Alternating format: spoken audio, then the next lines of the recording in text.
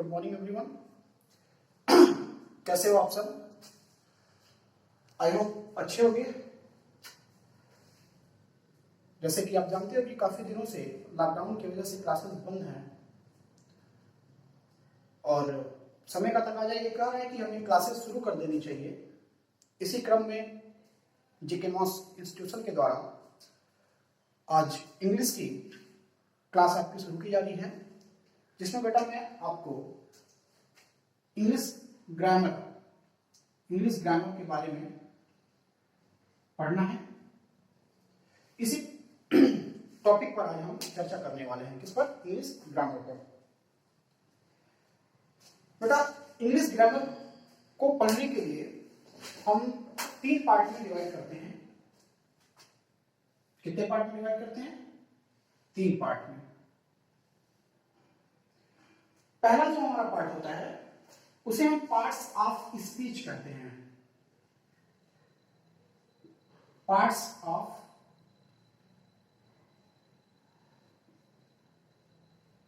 Speech. दूसरा जो part होता है उसे हम टेंस कहते हैं। क्या कहते हैं बेटा? टेंस। बात समझ में आ रही है आपको?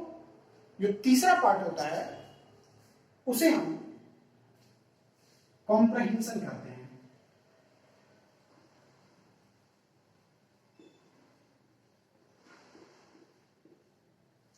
क्या कहते हैं? कॉम्प्रहेंशन। ठीक है।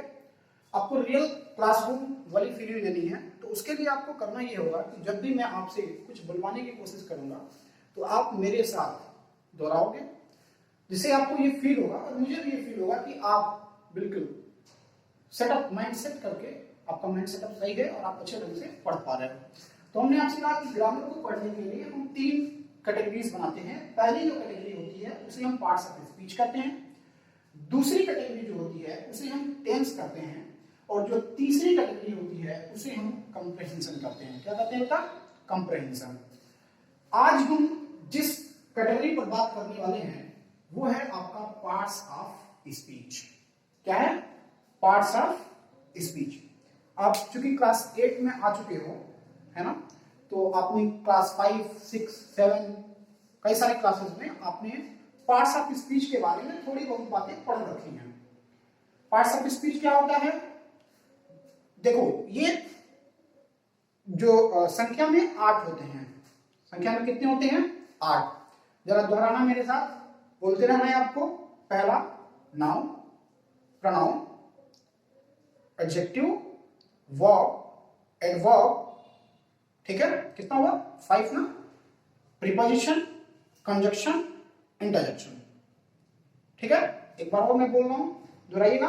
Noun, pronoun, adjective, verb, adverb, preposition, conjunction, interjection. तो कितने हैं? 8। ये जो 8 हैं, इन 8 को जब हम एक यूनिट, एक नाम देते हैं बेटा, तो उसे हम कहते हैं पार्ट्स ऑफ स्पीच। क्या कहते हैं? Parts of speech. 8 को जब एक नाम देना चाहते हैं तो उसे हम पार्ट्स ऑफ स्पीच कहते हैं। तो आज चूंकि हम चर्चा करने वाले हैं पार्ट्स ऑफ स्पीच की, और इसमें हमने देखा कि कुल इसके कितने पार्ट हैं। पहला पार्ट नाउन, दूसरा पार्ट प्रोनाउन, तीसरा पार्ट एडजेक्टिव,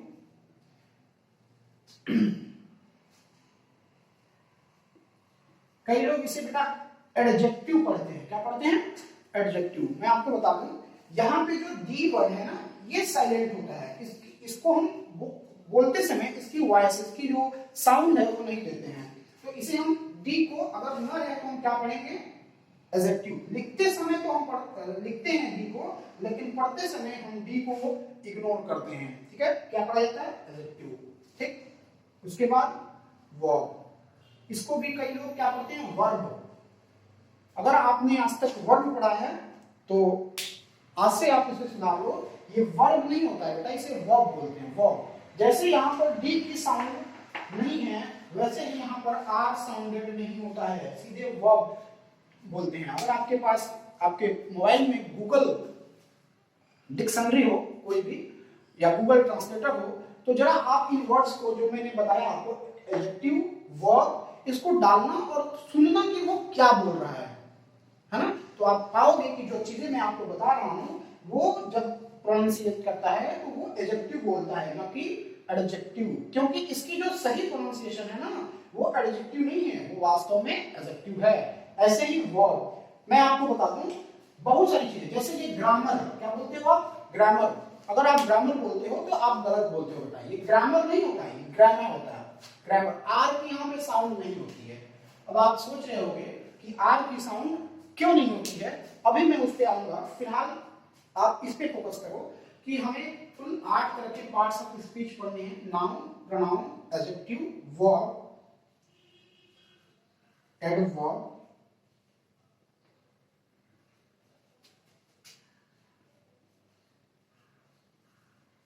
preposition,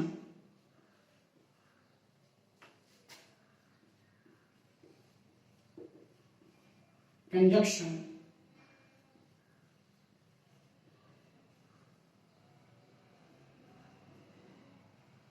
इंटरजेक्शन। हो गया ना? Noun, pronoun, adjective, verb, adverb, preposition, conjunction और इंटरजेक्शन। बेटा ये आपके 8 पार्ट्स ऑफ स्पीच हैं। आज हम इन 8 में से किसी एक पे चर्चा करने वाले हैं, और आज हम किस पे चर्चा करेंगे बेटा? वो है आपका नाउन, क्योंकि जो नाउन होता है ये सभी पार्ट्स ऑफ स्पीच का बेस होता है। नाउन से ही आपकी पार्ट्स ऑफ स्पीच की शुरुआत होती है। और आपको पता होगा कि अगर आपने एक फ्रेज सुनी होगी, first impression is the last impression. अगर शुरुआत अच्छा रहा तो सब अच्छा होता है। इसीलिए नाउन को आपको बखूबी पूरा कंसंट्रेट करके पढ़ना है, क्योंकि अगर नाउन आपने ढंग से पढ़ लिया ना तो नाउन को पढ़ने के बाद आपको ये प्रोनाउन बहुत आसानी से समझ में आने वाला है। क्यों? क्योंकि आपने पढ़ा होगा कि प्रोनाउन ऐसे वर्ड्स फॉर्म करते हैं जो नाउन के जगह पर लिखे जाते हैं, है ना। एडजेक्टिव, एडजेक्टिव भी वही है, नाउन या प्रोनाउन की गुण बताता है। तो ऐसे जो भी है ना सब उसी से रिलेटेड हैं, बिना नाउन के हम किसी को भी नहीं पढ़ सकते हैं। तो आज हम चर्चा किस पे करने वाले हैं? नाउन की। चूंकि बात मैंने ये उठाई थी कि क्यों यहाँ आर साउंडेड नहीं होता है, क्यों यहाँ डी साउंडेड नहीं होता है ना। तो आओ जरा इस बात पे चर्चा करते हैं।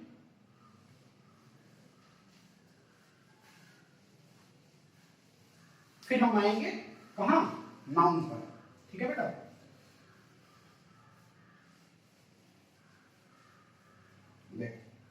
इसी पे हमें चर्चा करनी है ना। देखो वोवेल आपने बचपन में पढ़ा है, वोवेल।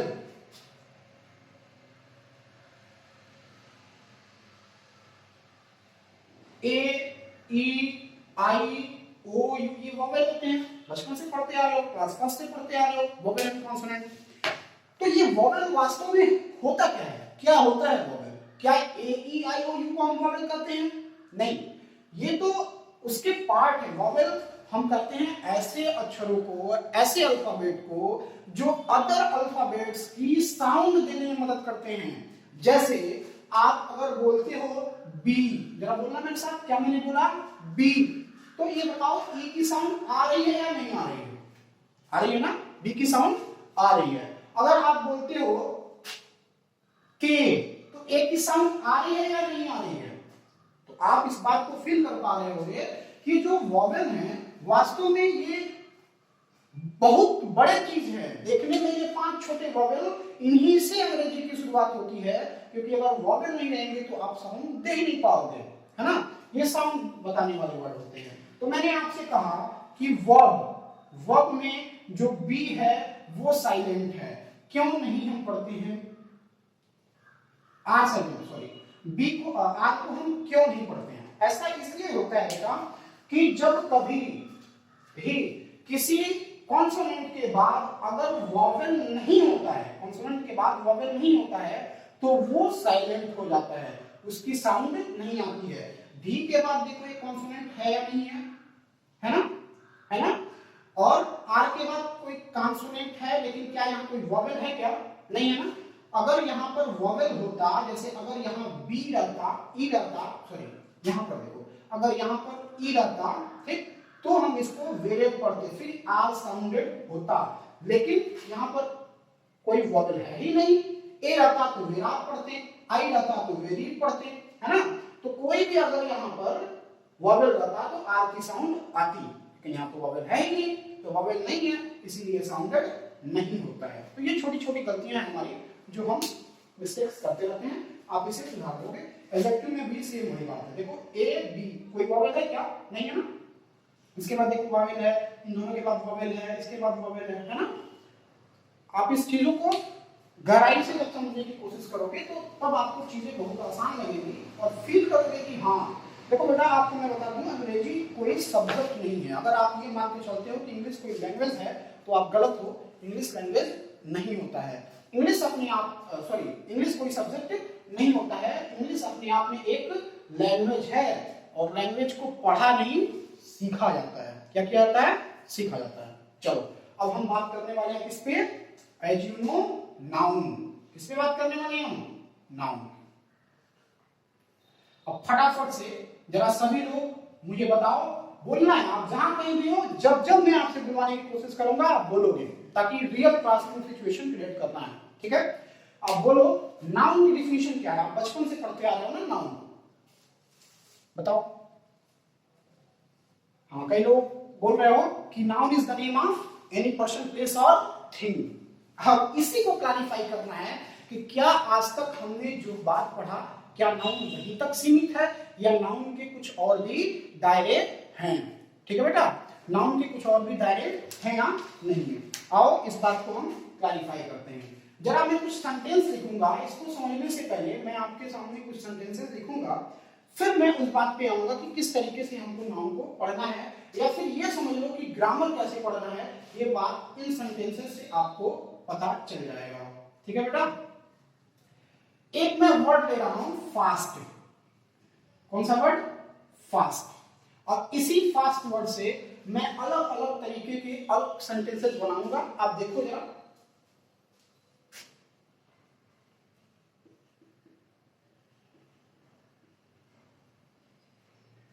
क्या मैंने लिखा, Ravi runs fast. Very good.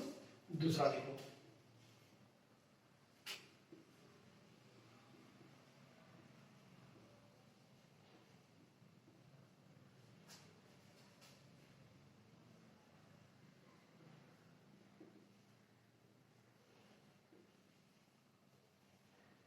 क्या मैंने लिखा, मुस्लिम फास्ट इन रमजान।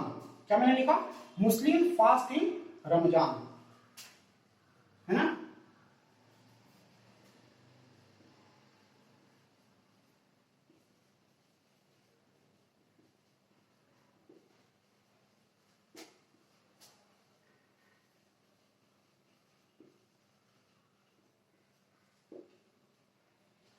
मैंने लिखा fast and furious is a good movie.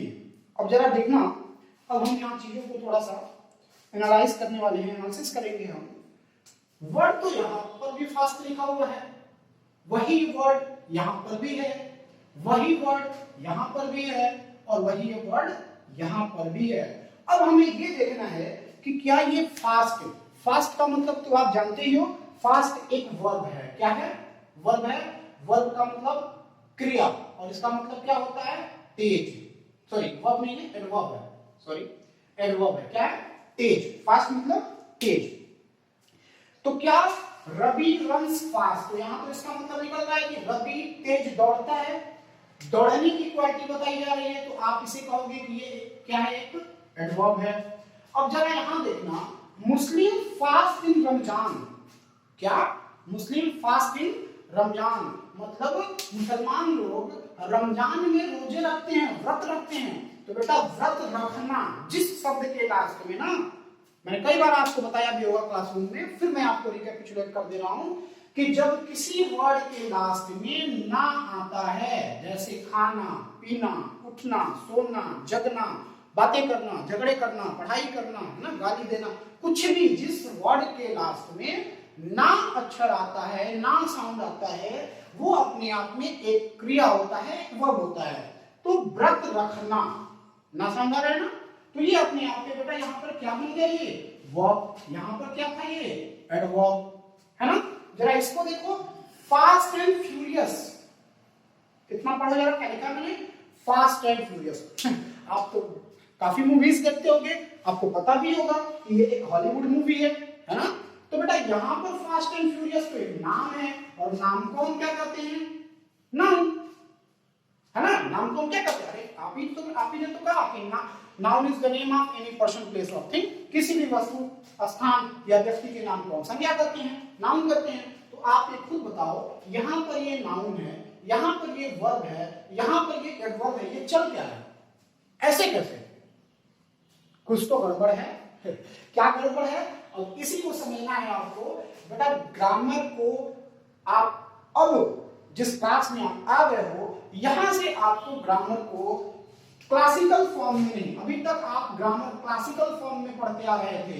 कैसे पढ़ते आ रहे थे, क्लासिकल फॉर्म में, कि noun is the name of any person place और थिंग, है ना। Pronoun is that such words that replace noun. इस तरीके की बातों को आप क्लासिकल फॉर्म में पढ़ते आ रहे थे। अब आपको जो ग्रामर है ना बेटा, ये ग्रामर अब आपका फंक्शनल ग्रामर हो जाएगा। क्या हो जाएगा, फंक्शनल ग्रामर। फंक्शनल ग्रामर, अब देखो फंक्शनल ग्रामर क्या होता है। फंक्शनल ग्रामर का मतलब होता है ये है कि हम शब्दों को उनके मतलब के आधार पर जज नहीं करते हैं, हम शब्दों को उनके फंक्शन के आधार पर जज करते हैं। यहां फास्ट है, यहां जो फास्ट लिखा हुआ है वो एडवर्ब की तरफ फंक्शन कर रहा है। फंक्शन मतलब कार्य करना, फंक्शन मतलब कार्य करना। यहां पर ये एडवर्ब की तरफ फंक्शन कर रहा है, यहां पर ये वर्ब की तरफ फंक्शन कर रहा है, यहां पर ये नाउन की तरफ फंक्शन कर रहा है ना। फर्क तीनों जगह पर, शब्द तो एक ही है। तो इसी को हम फंक्शनल ग्रामर कहते हैं। जब चीजों को हम फंक्शन के आधार पर समझना शुरू करते हैं ना, तो उनसे फंक्शनल ग्रामर का नाम देते हैं। अब आपको बातें समझ में आ रही होंगी, ठीक है। अब हम आते हैं पूरी तरीके से नाउन पर, और जैसे मैंने इस चीज को समझाने के लिए कि फंक्शनल ग्रामर क्या होता है, मैंने कुछ सेंटेंसेस लिखे, वैसे ही नाउन को समझने के लिए और उसको क्लैरिफाई करने के लिए, क्लासिफाई करने के लिए मैं कुछ चीजों को लिखूंगा। आप पहले ध्यान से उसको देखें और आप छांट के बताना कि जो मैं सेंटेंस लिख रहा हूं उसमें नाउन वर्ड कौन कौन सा है, ठीक है बेटा।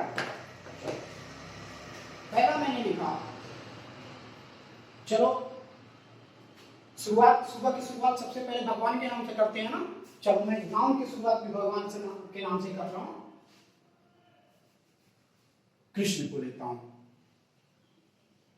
कृष्ण लव्स राधा, या लव्ड करो, पास्ट की बात है, या लव्स भी चल सकता है।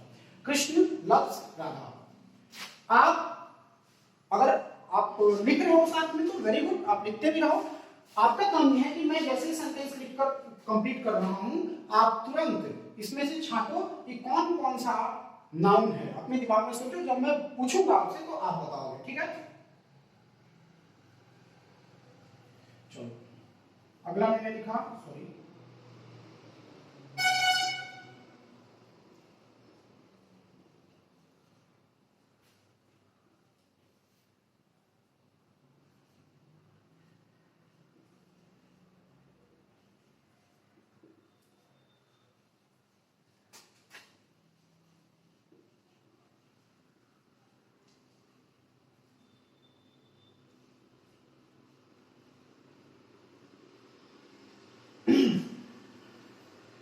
vehicle is not allowed in lockdown, है ना।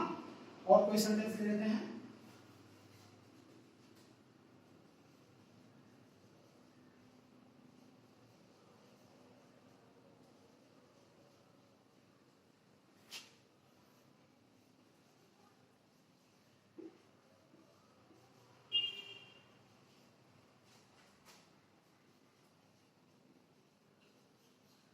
आओ जरा, मैंने 5 सेंटेंसेस लिखे हुए हैं। इन 5 सेंटेंसेस को एक बार आप पढ़ो। मैं आपको 15 सेकंड का टाइम दे रहा हूं। आप जल्दी जल्दी सर्च करो, अपने दिमाग के जो अनकॉन्शियस माइंड है उसको जगाओ और इसमें से बताओ कि कौन कौन सा वर्ड नाउन हो सकता है।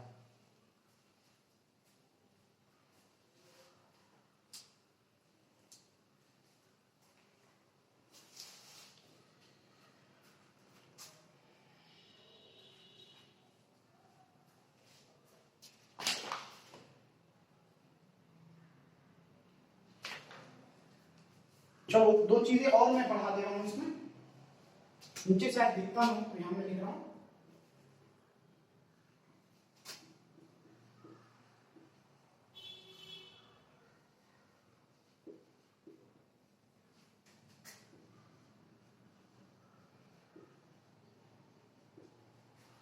एक क्या लिख दे रहा हूं,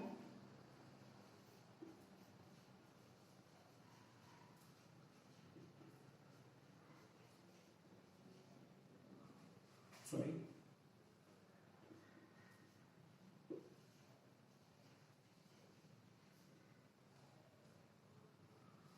और एक लास्ट,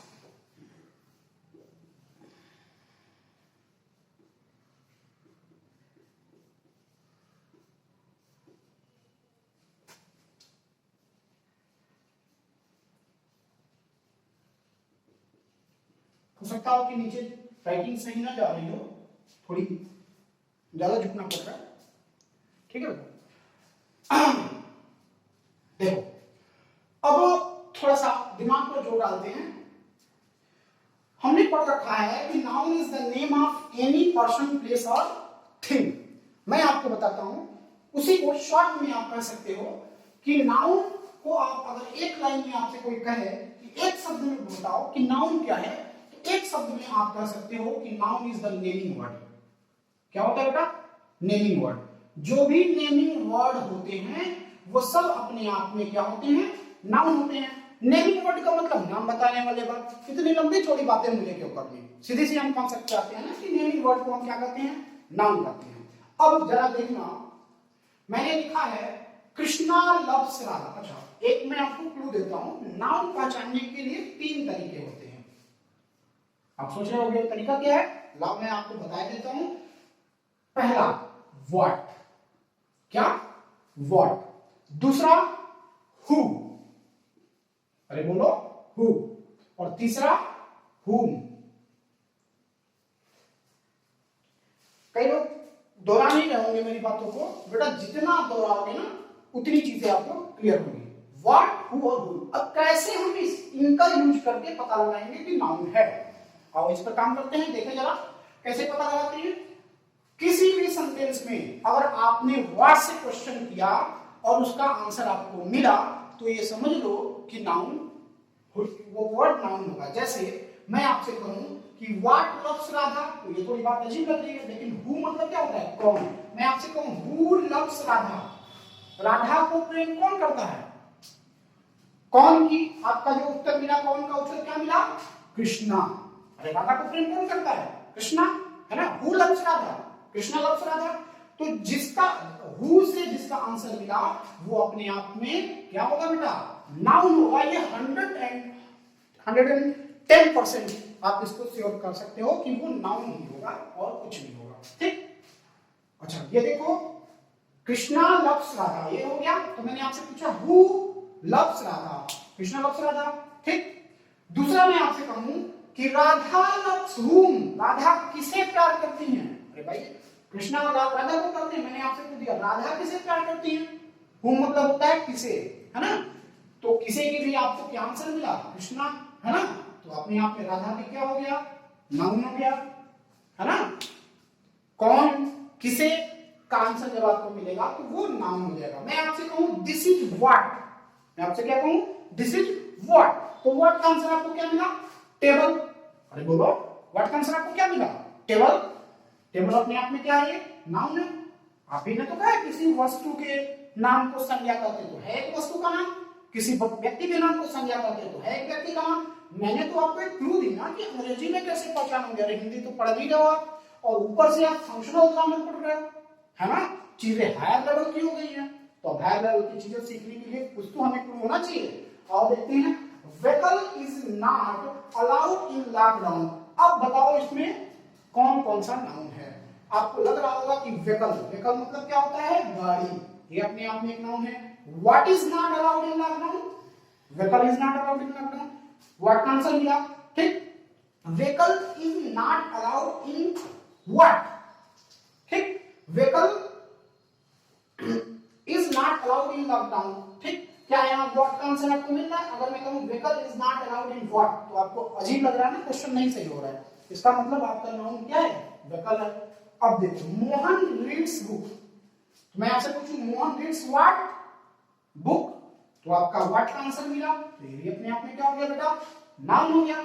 अब मैं कहूं कि बुक रीड्स, या ऐसे मैं आपसे कहूं whom reads, who reads book, क्या कहूं who reads book, किताब कौन पढ़ता है, तो किताब कौन पढ़ता है, मोहन पढ़ता है। तो जब मोहन पढ़ता है, मोहन भी तो एक नाम है, तो ये भी क्या हो गया, who का आंसर आपको मिला, तो ये नाउन हो गया। ठीक, अब देखो children play football, children play what, children play what, what का आंसर आपको मिला है फुटबॉल, तो जैसे ही आपका व्हाट का आंसर मिला, तो ये अपने आप में क्या हो गया बेटा, नाउन हो गया। अच्छा चलो इसको देखते हैं, हु प्ले फुटबॉल, फुटबॉल कौन खेलता है, तो आपको हो गया चिल्ड्रन, इसका भी आंसर मिला, यानी ये भी नाउन।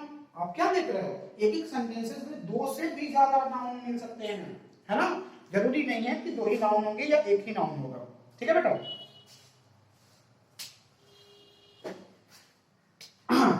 देखो ये हो गया ना, टुमारो इज सैटरडे। अब बताओ जरा, tomorrow is Saturday, tomorrow is what, what का आंसर आपको मिला सैटरडे, तो आपका क्या हो गया, नाउन हो गया। ठीक, सैटरडे इज व्हाट, ये भी व्हाट का आंसर आपको मिल रहा है, नाउन हो गया। Honesty is the best policy, honesty is was, sorry honesty what, what का आंसर आपको मिला पॉलिसी, तो ये भी अपने आप में नाउन हो गया, है ना। अब देखो what is the best policy, इसका आंसर व्हाट का आंसर आपको क्या मिला, ऑनेस्टी, ये भी अपने आप में एक नाउन हो गया। तो आप ये देख पा रहे हो कि ये सारी चीजें जो है ना वो नाउन है। अब यहां देखो tomorrow never comes, what never comes, tomorrow, ये भी अपने आप में नाउन हो गया। अब आपके दिमाग की बत्ती जलाने का टाइम आ गया है। जरा मुझे बताओ, आपने बचपन से याद किया हुआ है कि किसी व्यक्ति, स्थान या वस्तु के नाम को संज्ञा कहते हैं। ये कोई व्यक्ति है क्या, तुम्हारा कोई व्यक्ति है, नहीं है ना, क्या ये कोई वस्तु है, नहीं है ना, क्या कोई स्थान है, नहीं है, तब मैंने कैसे इसको नाउन कर दिया, इसी को कहते हैं बेटा फंक्शनल ग्रामर। कैसे कहा, और अब इसे देखते हैं। नाउन को मैं इसे लिखा रहा हूं, आप आराम से, अगर आप साथ में नहीं लिख पा रहे हो तो वीडियो आपके पास रिकॉर्डेड है, लाइव स्ट्रीमिंग होने के बाद वीडियो रिकॉर्ड हो जाती है, आप उसको आराम से जब आपको टाइम मिले आप लिख सकते हो, पॉज करो, लिखो, फिर आगे बढ़ो। ठीक है बेटा, देखो नाउन को हम फंक्शन के बेसिस पर कुछ पार्ट्स में डिवाइड करते हैं। एक हम कहते हैं विजिबल कैटेगरी, किसे कहते हैं बेटा, विजिबल कैटेगरी। दूसरा होगा फेल्ट ओनली, फेल्ट ओनली। तीसरी जो कैटेगरी होगी वो यूनिट होगी, क्या होगी, यूनिट। और जो चौथी कैटेगरी होगी ना, वो क्या होगा बेटा आपका, वो आपका होगा noun equivalent, sorry noun equivalent. अब आप सोच रहे होंगे ये क्या लिख दिया सर ने, आओ देखें जरा कि मैंने क्या लिखा हुआ है। क्या होता है विजिबल कैटेगरी, क्या होता है फेल्ट ओनली। ठीक है बेटा, विजिबल कैटेगरी में तीन चीजें आती हैं। एक पर्सन, किसी विजिबल का मतलब जो आप देख पाओ, जो चीजें आपको दिखती हैं, तो विजिबल का मतलब क्या होता है बेटा, पर्सन, पर्सन आदमी को आप देख पाते हो। प्लेस, बोलो प्लेस दिखता है कि नहीं आपको, गुगली आपको दिख रहा है, सिस्मा आपको दिखता है, गोरखपुर जाते हो आपको दिखता है ना, दिखता है ना। और थिंग, ये तीन चीजों के जो नाम हैं वो आपके विजिबल कैटेगरी में आते हैं, क्योंकि वस्तुओं को भी हम देख सकते हैं, इंसानों को तो बखूबी देख रहे हो, मैं खुद एक इंसान हूं, आप खुद एक इंसान हूं। और प्लेस, है ना, ठीक। Thing, felt only, felt only का मतलब जिसको देखा नहीं जा सकता बेटा, वो भी तो नाउन हो सकता है, उसे महसूस किया जा सकता है। ठीक है, इसमें आता है आपका क्या क्या आता है बेटा, जरा देखना, इसमें आपका आता है FAQS। क्या आता है बेटा, FAQS। याद करने का मैं ट्रिक आपको बता रहा हूं, FAQS। F से क्या होगा, F से आपको होगा, F से जस्ट मिनट प्लीज, हाँ ये F से होगा फीलिंग, फीलिंग, एफ से क्या होगा फीलिंग, ए से होगा बेटा एक्शन, क्या होगा एक्शन, क्यू से होगा क्वालिटी, क्या होगा क्वालिटी, और एस से होगा आपका क्या फीलिंग, एक्शन, क्वालिटी, हाँ स्टेट, क्या होगा बेटा स्टेट। ये चीजें आप याद रखना, स्टार बना देता हूं मैं यहां पर, ठीक है। देखो जरा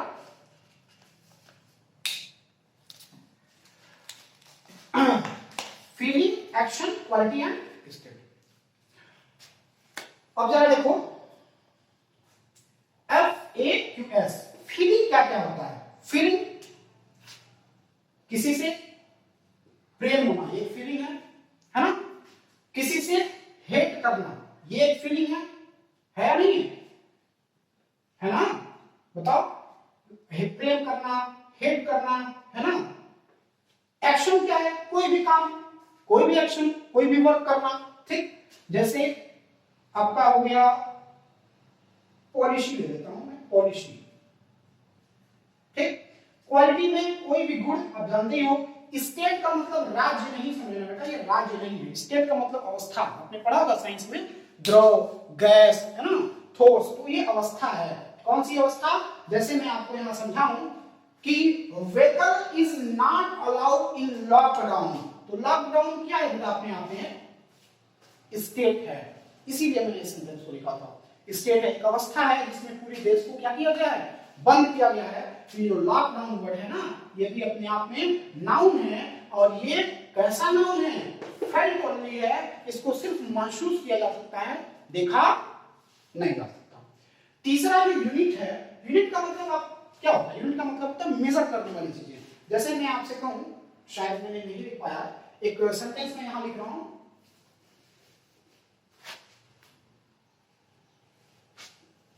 a week has 7 days.